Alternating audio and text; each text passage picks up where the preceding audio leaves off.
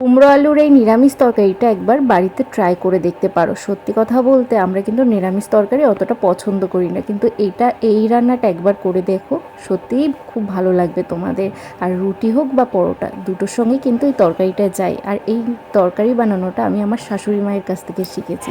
এই কুমড়ো আলুর তরকারিটা কিন্তু আমি আমার শ্বশুরবাড়িতে এসে প্রথম খেয়েছি। তো চলো কুমড়ো আলুর তরকারির রেসিপিটা আজকে তোমাদের সঙ্গে শেয়ার করি।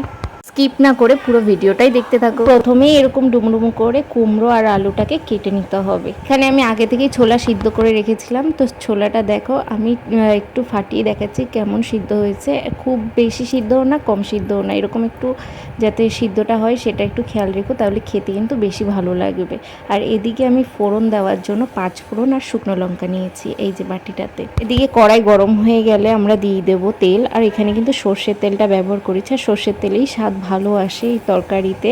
আর এখানে তেল গরম হয়ে গেছে, দেখো ধোয়া উঠছে। এখন আমি দিয়ে দেবো আলুগুলো, আর আলুগুলো কিন্তু আমি লাল লাল করে ভেজে নেবো। একে একে আলুগুলো দিয়ে দেবো, ভেজে নেব।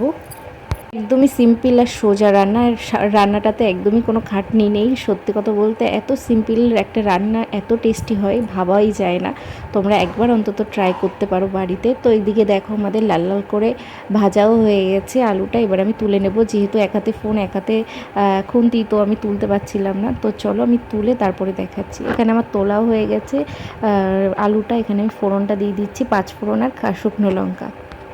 ফোড়নটা একটু কড়াইতে নেড়ে চেড়েই দিয়ে দিতে হবে কুমড়ো আর আলু। দেখবে একটু খেয়াল রাখবে যাতে ফোড়নটা পুড়ে না যায়। তো এখানে কুমড়ো আলু দিয়ে একটু নাড়াচাড়া করেই দিয়ে দেবো স্বাদ মতো লবণ আর হলুদ।